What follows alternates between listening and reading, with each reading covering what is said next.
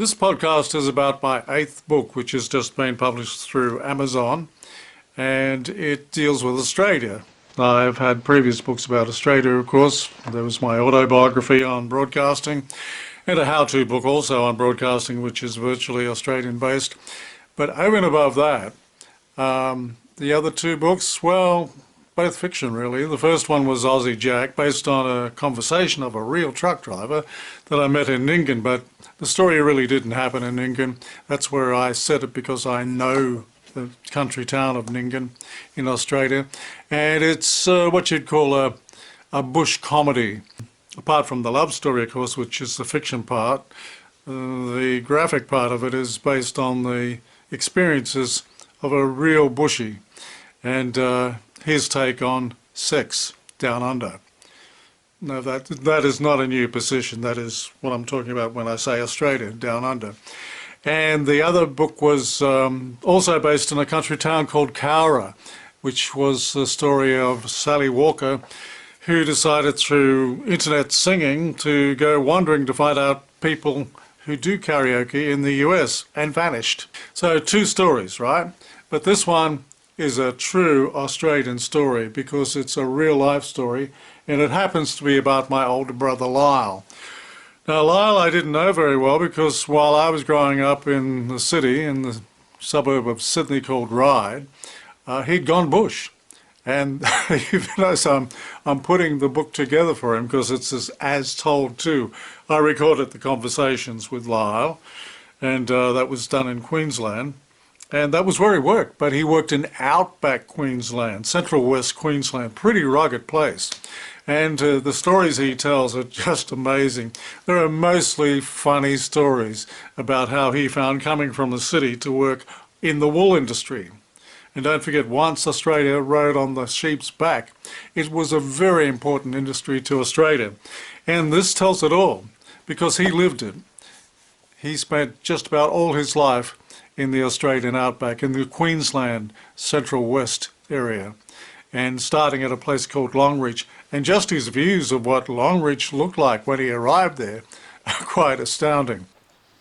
And you know, the pub stayed open all while they had customers in those days. She was a pretty open town. And noisy, I should imagine. Pretty noisy Saturday nights, especially race meeting nights. And they had balls at the main hall, and then the Masonic hall there every Friday, Saturday night dances.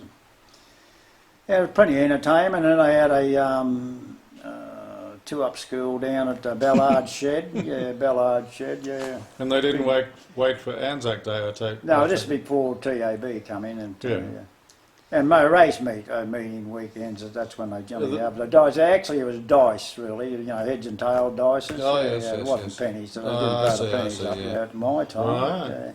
But when you arrived there, I mean, did you explore the town to see what it was all about at all? Oh yeah, wander around the pub, do a pub crawl. You did. Well, you would, wouldn't you? If you had so many to choose from, so you could do a pub crawl. Yeah. So any violence among such a there was, space? Of course, naturally, big arguments that come up, I suppose, and then they settled it out in the street and draw a bit of a crowd.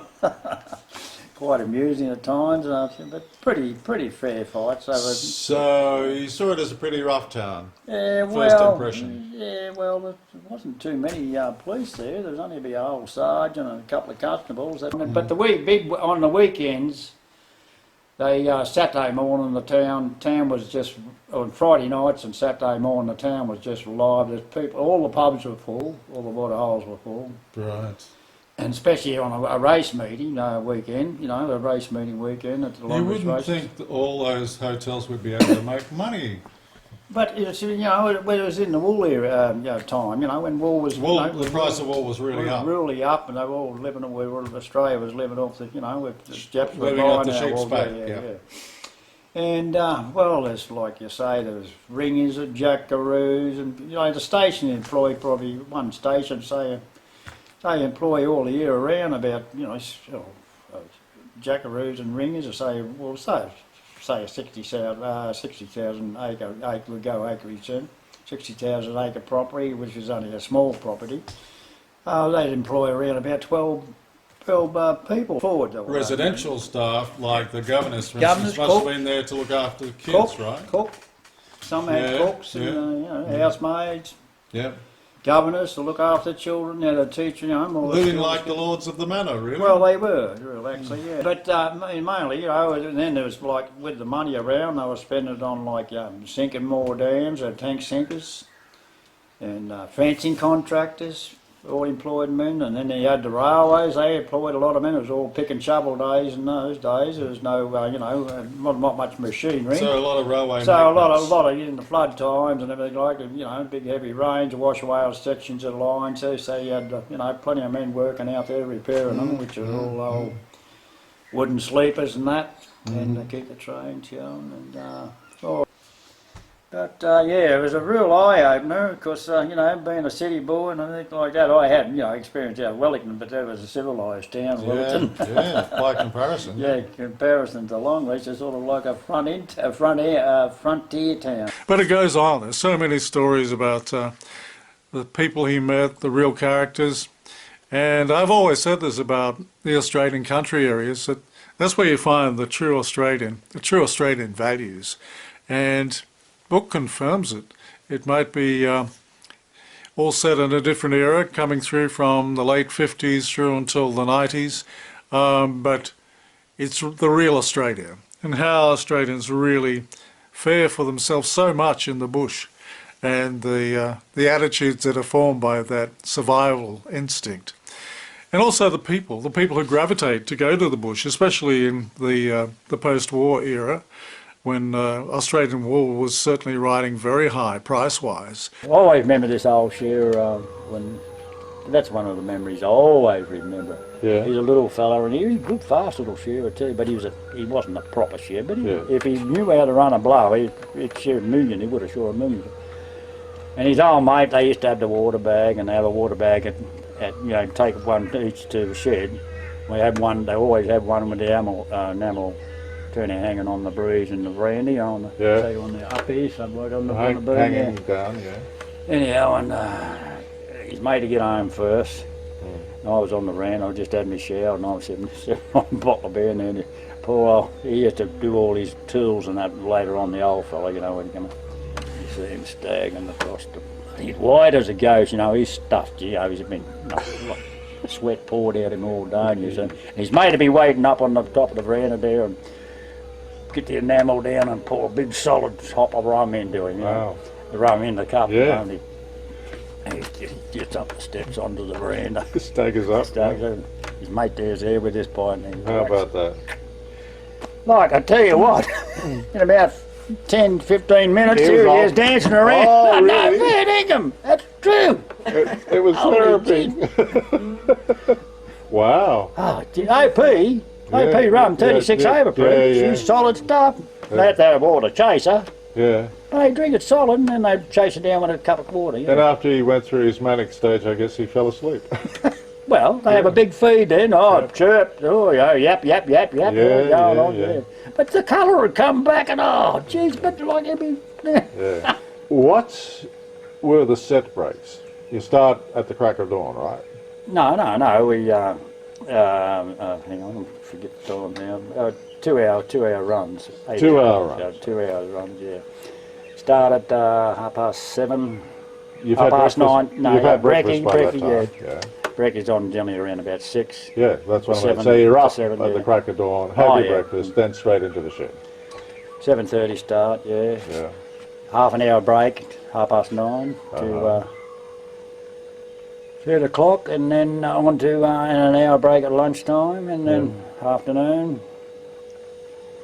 And you must have had a fabulous work ethic to keep going. and finish at 5:30. Yeah. What was your motivation?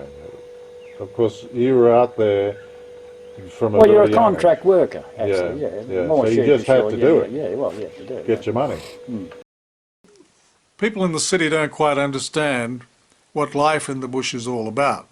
Lyle certainly does, and he makes no bones about telling you how it was and how it is. Describe it to me, what conditions were like. Well, As you imagine, well, it was only shearing goes every 12 months, and they, the conditions of the sheds, well, we arrived there and be dust and dirt and everywhere. We'd have to clean the huts up, or they'd try to clean it up, but we had to do it because we get a dirty old mattress, had been lying there for about 12 months, and they were real bare thin, and it was like a cyclone bed. Yeah. And it stretched that much, you'd be a big hoop in it. Yeah. No wonder there was a lot of crook backs around in those days. What was your reaction to that? Well, that's what we jacked up in the end. We wanted rubber mattresses and and all that. Yeah. So that was the issue for the stop work meeting. Yeah, we stopped. We said we wouldn't start till we finally got them. Yeah. Then when there was no gauze, night time, just mosquitoes would come into your room. You couldn't keep Eat them you out. alive. We only had carbide lights. Yeah. They'd sizzle them up. That's all we had for lighting. Yeah. And but that was all right because you can't expect, the motors, when they had, some power sheds had power, but they turned the motor off at say 9 o'clock or 9:30, so, But how could you sleep with mosquitoes biting you? pretty hard. Yeah. So you were... It's so hard enough in a tin shed too, where it's been roasted all day in the hot That's sun. right. So most of us slept out on the flat. Oh, so you did go out? Oh, we had to. Yeah. God, you couldn't sleep in the bloody things. Yeah. And then you had to be up before slightest bit of sunrise. Yeah. Flies. Oh, really? He talks about, for him, the lure of the bush. He couldn't stand school in Sydney. They kept sending him to Catholic schools, and for some reason that didn't gel with this adventurous kid. So he started wagging school. Yeah. And his parents didn't know about it for 6 months. And, I get sixpence from me. That's how it brought me undone too. Why didn't I get me a pass on the bus? Ah. And but they thought I left. The school thought I'd left. Well, in practical terms, you had left. Anyhow, and I used to hop in and go into town, and how I did have a couple of experiences where a bloke has come up here sitting beside me in the movie show. I go real cold and I up and off. Right. And sitting here a woman or something. Because it wasn't, the theatres used to go all day. The newsreels. So you could remember the newsreels? Yeah. They used to go all day. For about 10 years I knew all the movies that I'd seen. Because I sat through them about 3 or 4 times.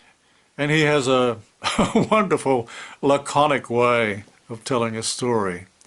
And I'll tell you what, writing the book, I was still having my laugh about all those many anecdotes, and they're all in this book.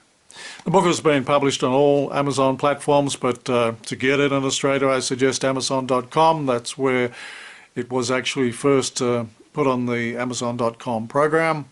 And in Europe, perhaps Amazon.de for Deutschland or Germany. That's Amazon.de.